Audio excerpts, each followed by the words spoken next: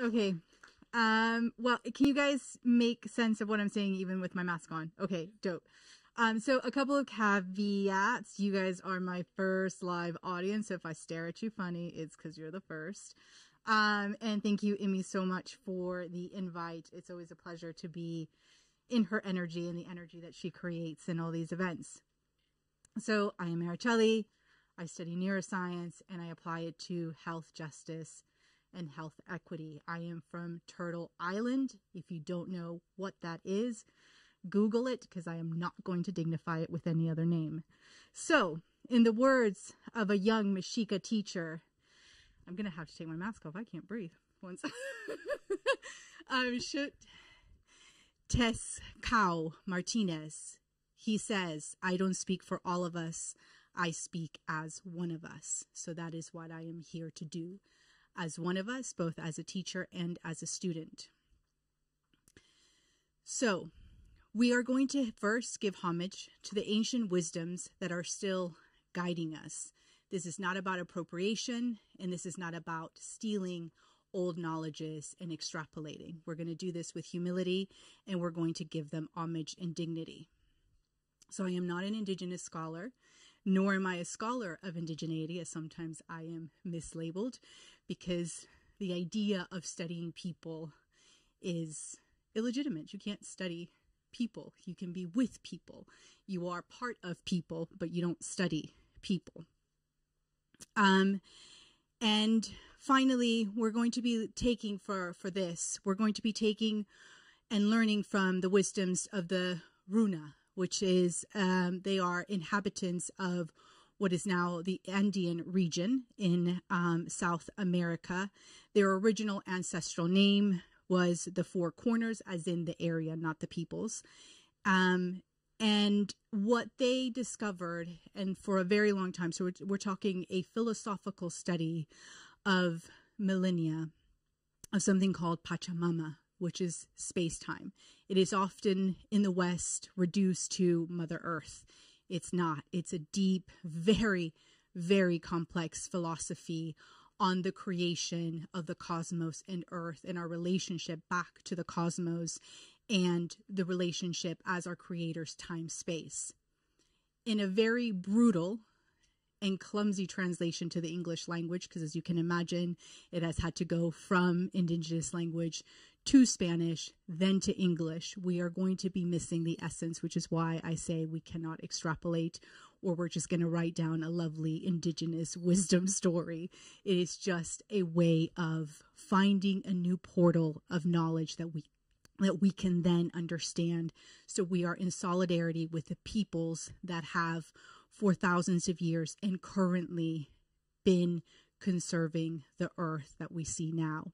We are able to even have a conversation about climate, the destruction of ecological systems, because indigenous peoples around the world have been conserving these ecological systems, these delicate and ecological systems, being in symbiosis, seeing them as teachers, being in this mutuality, and in many cases, a seamlessness. An Indigenous scholar from New Zealand described it, I am not in relationship with river, I am the river. That is how seamless this relationship can and should be. In the West, and if you are like me who was unlucky of being yanked from peoples, from culture, from community because of colonialism, we are trying to reconnect. That reconnection is so important in understanding ourselves as humans. Like, what is human? What is being human? What is our role in relationship with the rest of the ecosystem? Indy talked about community, but community doesn't end between humans. It goes into all other beingness, including air, water, soil. They are also beings, and their beingness is being taken when we pollute the air, or when we see a river as a transport system or a dumping site. We take away the beingness of that river. That river no longer is a place of recreation, of thirst quenching, of spiritual revival, as it is for so many cultures. Okay, so a rough translation.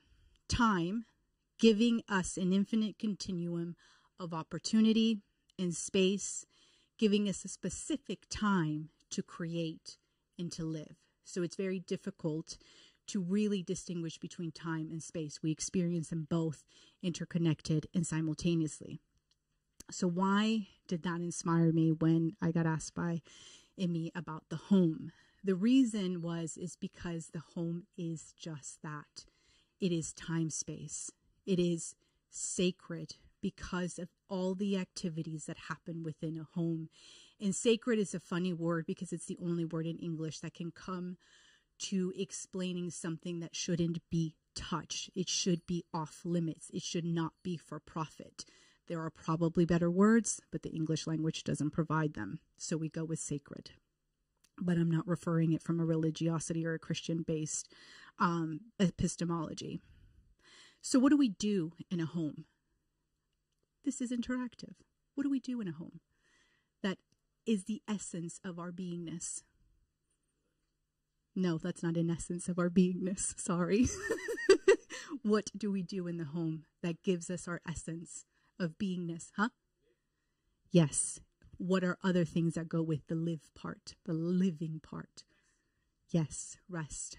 What else? Caring. Yes, we do. We care. We create revolutions in homes, and we care and move the next generations forward in homes. What else do we do? Yes, we do. Very much so. We bond, don't we, in the home? Yes, we love. That's so important. We love. And love not in the Western Greek way of 4 different types of love. Love is actually very simple. Love is the fact that the water provides us with hydration and the tree provides us with clean air without asking anything for return. That's what love is. That's all it is, and yet it is everything. So we love. Dream. Yes, we do. We cultivate our imaginations, but you got to rest first to then cultivate the imagination. I'm not going to get into the neuroscience of that, but you need sleep. Then what else do we do? There's another one. Huh?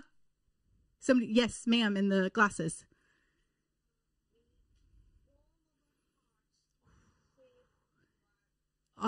We warm our hearts in a safe environment. Y'all write that down. Yes, we do. We do. We really do. And that means a lot. That is nourishment. We get, or we should get, our nourishment in these places, in this time space. Can you imagine a place to nourish your heart when the world is doing whatever it's doing? To have a place where you can nourish that heart is so important. And we mean that metaphorically, but also quite literally. Our heart is what pumps. It's the organ that pumps the oxygen through our veins, through all of our tissues, so we can live. So an unnourished heart is a heart attack waiting to happen. That's how we would describe it in the West and Western medicine. So, and now imagine, and this is what I mean about the sacredness, turning the sacredness into profit. It is unsophisticated thinking. It is base thinking. The home has no business, sorry, pun intended, not intended, in being for profit, because profit isn't sophisticated enough. It isn't sacred enough to interact with something as important and essential to human life. Y'all make of what you want. Amy said y'all can disagree, not disagree with some of the things coming out of my mouth. And other ways that we can observe this time-space phenomena. We can see it in the big moments and the little moments. So in an evolutionary time perspective, we don't know how, but somewhere down the line, as far as Turtle Island philosophy goes, is that stardust, we came from the stars, we came down. With it came oxygen. That goes into the Western side. Oxygen somehow transported from the stars on Earth. It got captured by cyanobacteria or blue algae, one of them known as spirulina, a very sacred food to my people, now sold in Holland and Barrett for the consumption of white middle-class people. Anyway, so spirulina then was what transported and allowed for the complexity and vastness that we see now. So spirulina is a creator. It's a holder of time and space. So again, when we're looking at a leaf, when we're looking at a tree, when we're looking at a river, we are seeing time, space in action because they provide those moments and those opportunities. So again, when we pollute, and I hear it all the time of, well, Araceli, how are we going to get progress? Well, you can't get progress if you're dead or sick. So let's make the progress about integrating and interrelating with nature rather than how many satellites we can launch to outer space, which, by the way, a lot of the satellite sites are on sacred indigenous sites. And a scholar that I listen to a lot, Nick Estes, said, isn't it ironic that the West has created these satellites on the sacred sites of Hawaii Island to study itself rather than conserving itself? Something to think about. Okay, so what does this mean now for the home? So we discussed almost the philosophical side of why profit should never go into home, but also practically. Profit hasn't made our home safe because it distracts. Homes have to be made, if we're going to make it for profit, we got to make it quick, we got to make it cheap. Those cheap materials contaminate our indoor air on a daily basis, contributing to allergies, contributing to respiratory illnesses, contributing to the quality of our sleep. How are we going to nourish our heart if we can't even rest our heart? So that's what I mean about the distraction and why it has no business coming together with the home. The cheapness of the materiality means that most of us live in homes where there is mold, there is poor ventilation. Interestingly, because again, it's for profit, the rents are going up. We are trying to cram ourselves into smaller and smaller space, literally taking away our time, space. So where are we going to have those imaginations? Where are we going to have those revolutionary talks if our time, space is being taken? So we have to fight to get it back and not let these fucking capitalists have it because they don't deserve it. Okay. So then, whilst we don't have homes that can even sustain this life, obviously we don't have homes that are going to help sustain as planetary deregulation advances. So at Centric, we have change. We don't call it climate change. Climate change is the output of planetary deregulation. The reason we have made the distinction is for two. We don't live in climate. We live in weather. We live in day to day. Like right now, we're kind of loving this warmth, right? So it's very difficult just to conceptualize climatic change. So let's call it planetary deregulation. The other reason planetary deregulation seems to be good in terms from a cognitive perspective is because we get to the nitty gritty of the building blocks of what's causing the crisis. We can try to conceptualize what carbon neutrality means or all of these other fancy terms, or we can reduce it to contamination. You contaminate the air and that's where it starts. You contaminate the air, the biodiversity begins to die, all of it. Trees, bees, us, etc. Once we change that, we start to change the rhythms of our planetary system. We start to change the microbiome in the soil, in the air. That changes us. We begin to disrupt bigger systems. Those bigger systems that begin to be disrupted then end up with climate change. But if we reduce it to that thing, pollution and the contamination of our living siblings of water, soil, and air, it's a very easy, palatable resistance that we can create. Okay, so in terms of the home, how it changes the home. Well, it makes it unlivable. How many of us go to a home where in this kind of heat, we can actually be in it? Most of us may, some of us may not, because it's getting increasingly uncomfortable to be in it. Again, how does that tie to that first thing of having, I'm just going to keep quoting you, having a place to nourish your heart? But also we're heading towards, and we're in it actually, not heading towards, we are in it in terms of energy inequity. Who of us can afford shade? Who of us can afford cooling or heating at the times that we need it? So shade either in the home or out here. that as well is being torn. There's the Karuchi lab in India talks a lot about the inequities of the indigenous people there being their shade being taken away because the areas that they are being deforested, again, for that good old word profit.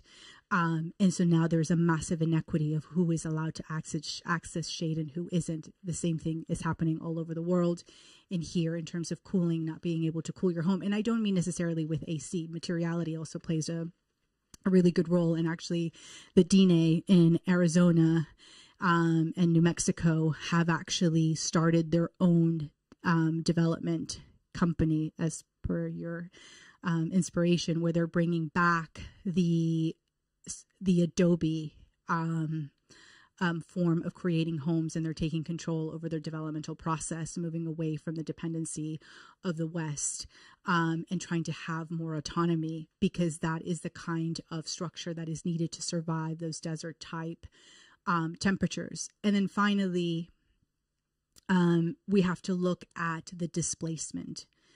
We are going to be more and more displaced from our homes. There's a coastal town in Wales that within the next 15 years will not be habitable. They will be the first people displaced internally.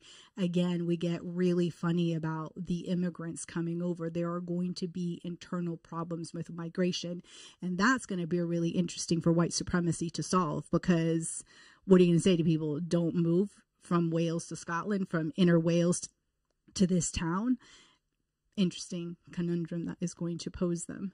But we're going to see it at a micro level. Obviously, we're seeing it at a macro level.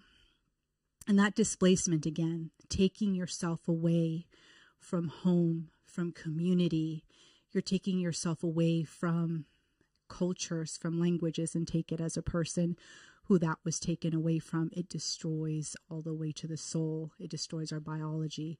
We have to be aware of how deep those cuts are. And of course, there's going to be the biological trauma. We can also talk about it in biological terms.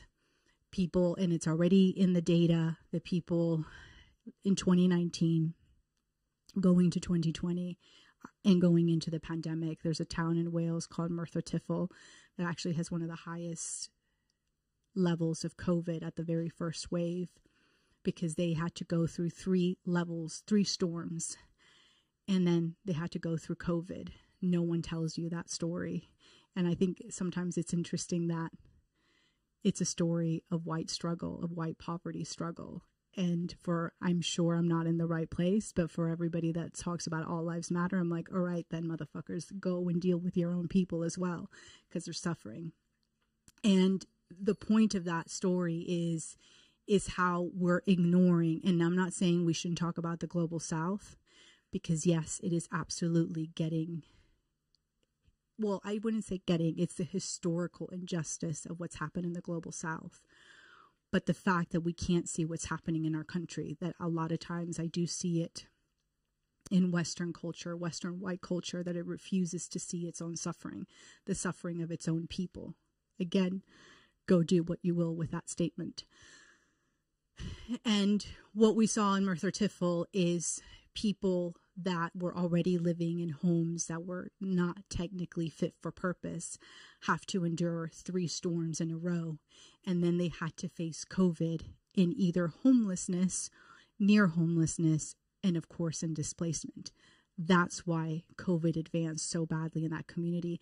That's why they got hit by COVID very badly and had to go through the hospitalizations, and they continued to have poor health outcomes, spiraling through the secondary and tertiary COVID effects. Why we get sick isn't a mystery. It is tied to the environments that we're in and to the experiences that we're having in those environments. So that brings us to the final bit. Penultimate. What is a healing home? The first thing is that we have to consider to be in mutualistic symbiosis with nature. We often use words in the West such as nature as resource. Nature is not a resource. A resource creates a unilateral relationship between us and whoever we are interacting with. It's bidirectional. It is seamless. We breathe in the air that the trees give us, not because the tree is waiting for some sort of reciprocity. It'll be nice that we give the reciprocity, that we understand that we're tied in mutualistic symbiosis to the tree, but it happens emergently, ephemerally, seamlessly. And that is how we have to start thinking in the West of how do we build homes that are in deep mutual symbiosis with nature, going beyond, are we going to put a solar panel and then are we going to put a windmill somewhere in the background and be done with it? The next thing is to consider materiality. How do we understand the habitat that we have now, the habitat in the next 15 to 20 years, and build the materiality around it? I gave you the example of the adobe, but you also can look at a bird. A bird will make their nest in a specific location of a tree, in a specific tree, using specific branches and leaves, etc., and they will make it at the size of their chicks. They're not going to, an eagle's not going to create a nest this big. That wouldn't make any sense. Equally, I can't remember the name of the tiny little birds that are so cute in here in the UK. They're not create a really big ass nest, because why? Because A, the eagle wouldn't fit, but B, a big nest for a little bird can be very dangerous for predators, and also the little bird might fall off. It's always in communication. We're the only dum-dums that do not build homes that are in conversation with our habitat. We are obsessed in the West with putting pineapples in deserts because we call that progress. We call that human intellect. We call that human imagination. It's not. It's dumb. I'm sorry, but it just is. Grow a pineapple where it's supposed to and let it flourish. And also let her be autonomous, because that's the other obsession that we have in the West. We're like, oh no, but look at the human intelligence. We're growing a pineapple in the desert and we take the autonomy of the pineapple away. It's now completely codependent. That's not what I mean. I don't mean a codependence. Let her flourish. Let her teach you. Let her then, because if you let her teach you, if you let her have autonomy, she can come back and be sweet and full of goodness that's going to nourish you. I don't know what a pineapple in a desert is going to do for you, but I doubt that it's going to have high levels of vitamin C and be really good for you because you've taken away the essence of the pineapple. Anyway, done with that metaphor. But we have to consider that in materiality. Where are you building? Where is the wind coming from? And the sun? Who's going to come in? One of the things that we're not considering is that more and more we're going to be living transgenerationally in homes. We're going to have to. Capitalism actually was the one that encouraged everybody go and have your home. Your mom lives here, your uncle lives there, etc., etc. That's not actually good for, in terms of our beingness and our nourishment, to just be dependent, as Indy said, solely on the self in building that community. So what does that look like? The next thing is that we need the elements such as thermal comfort. We need quiet, right? We need quiet to be able to think, to imagine, to rest, to sleep, to nourish. Quietness is something that, again, is not very well studied in the West, of how important it is for nourishment, mentally, physically, just to hear nothing. Obviously, sometimes it's good to hear. Thank you, Emmy, for the space. But sometimes it is good to be quiet, which, speaking of quiet, I've been talking too much. So let me break there. Does anybody have any questions, comments, add anything else for a healing home? Actually, yeah. What else goes part into the healing home? A home that heals. Yes, we need food. Yes, we absolutely need food.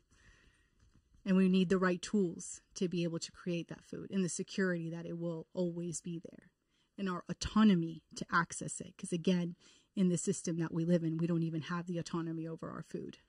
We have a middleman. Like, I got into a little bit of a squabble with my dad as we debate these things, and he's like, oh, he calls me Chelly or Palusa, and he's like, money doesn't grow on trees. And I'm like, okay, person of your age. I was like, but you know what does grow on trees? Food, air, shelter. So we don't need the middleman. But we've been taken, just like that pineapple in the desert. Our autonomy has been taken. Any other suggestions for a healing home? Yes, we need to be with them and have them incorporated into our home. In fact, nature is home, right? Anything else? Huh? Elders. Yes. Yes. The people. Actually, that's a very good point. We need elders, not just old people. Those are two very different things. Again, I will let you think on that one. Yes, of course. I think we should have the right to expect all the silence that we need. But that comes with materiality, right? How do we do that? How do we do that with dignity? That we give everybody that time space. Again, the West pushes us through austerity and it pushes us through scarcity. But billions and billions of bacteria live on this earth, billions of ants and insects. We have such abundance of everything on this earth. Nothing is limitless. We just got to know how to do it. Okay, now moving now to, I promise you, to the very last point. Emmy, please tell me if I'm, when I'm at 5. So how do we do this at Centric? So we build tools in hopes that they help communities. So we work a lot directly with communities. So our ears are on the ground and we're building tools that they are requesting that we see are needed, because either it will help them against the gaslighting, it will help them, provide them with information that they need to build their cases, to build whatever next step it is that they want or that they need. And one of them is right to know. And right to know is where the term biological inequity came from. It is the picking of the baton from the weathering effect that came out in the 1990s to describe why those racialized as Black were being, had higher levels of certain diseases, but also why their lifespans were shorter. And no, it's not because of the color of their skin or genetics. It's because of where they are forced to live. And so we took that and then took some inspiration from Professor Bullard, who is the godfather of environmental injustice or environmental justice. He coined those terms and created maps of the UK that you can see where the coalesce of air, noise, light, and thermal pollution. And what does that mean for your health? We didn't do that just to be voyeuristic or create panic. It's because a lot of communities, they know, they can tell you, I'm in an area of high levels of air, noise, light pollution. But then policymakers, urban planners, whomever comes from the top down will gaslight them and say, well, not necessarily. The data that we're getting is this. Now they have a backing to say otherwise. Biological inequity is really important because it is measuring that certain people go through more biological stress than others. That doesn't mean, two caveats, that the people that are not in those areas are sitting pretty. No one's sitting pretty. Everyone's drinking contaminated water and breathing nasty air. It just means that some are higher levels. The reason that's important is because our main jam is health, is that we can begin to understand how disease is clustering in certain areas. The first thing that we did was with COVID, and we tracked COVID. When we, in 2019, released areas of health emergencies, we went back in 2020 as COVID around May, June of 2020 to see if those areas were also areas where COVID was hitting really hard. And it was. And that's very much to do with the biological inequity that comes from those 4 stressors, but also taking into account deprivation, which comes with its own mental and psychological stressors that also activate our HPA axis, which is related to our endocrine system and our home, which is where cortisol ends up being activated or deactivated, or come back into a balance, I should say. And so that allows us to be able to have dialogues both with communities who are saying, look, we don't understand exactly why we're getting a rise of respiratory difficulties or we're getting a rise of diabetes in children. We know there's something, quote unquote, in the water, but we don't understand exactly where. And we can use this data to back those cases up. Not to diminish the community, but to enhance. And then we can then take that and put it into practice, into policy. So this, as 2 quick case studies, has been used by the Cash community in South London. They started running for their own local elections. They used the knowledges of the, oh my God, my brain just went. Josh, what's it called? The platform that we have on, thank you. Oh God. The Health Council. It's a very literal name. Sorry about that. So yeah, so the Health Council and the reports that are all free for everybody to use to create their mission and to also create all the points that they were going to create for their community and to counter the points of the people that at the moment are oppressing them. But it's also been used as well for people making cases for their own communities to go, yes, we are living in an area of biological inequity. We don't want your contamination. We can't deal with more air pollution or more pollutants that come from whatever it is that you want to construct or do in this area. And we just hope that we can continue to do that work, be able to work more and more with communities and having that dialogue of where they're dialoguing with powers that be. And then coming up, we have a GP roundtable that we're going to be doing towards the end of the year to start having the dialogue with GPs and going, don't just because we're hearing it from communities that are experiencing high levels of air pollution, where they're being told this lady in Tower Hamlets, her constituents, she was the ones that were getting pregnant. They were being told to stop smoking, and that was the campaign down Tower Hamlets, where they were telling pregnant women to stop smoking because they thought that the birth abnormalities and the level of miscarriages and then and the birth difficulties were coming because all of a sudden mothers were starting to smoke in Tower Hamlets. It's the air pollution, that the air pollution is that bad around Tower Hamlets. But the GPs, unfortunately, not yet are putting the 2 and 2 together. And then we had another case of a young campaigner in Cash who was telling us his story of he started having respiratory problems. He also asked that question, do you smoke? Does anybody in your household smoke? And obviously he said no. And that was it. That was the end of the conversation. There's a construction site right next to his house. That question wasn't asked. And then also when Cash was asked by the GPs, can you help us out and maybe write a letter and start tagging how many people are coming to the GP with these respiratory illnesses, they got met with a wall. So we are going to start talking to GPs about that symbiotic relationship to having with the community and the environment. So we're not just throwing our hands up and going, I just don't even understand why we got sick. Exactly like we did with COVID. It's your genes or it's bad luck. But it's not. Sorry, I'm getting told to wind it down. Okay, that's it. Thanks.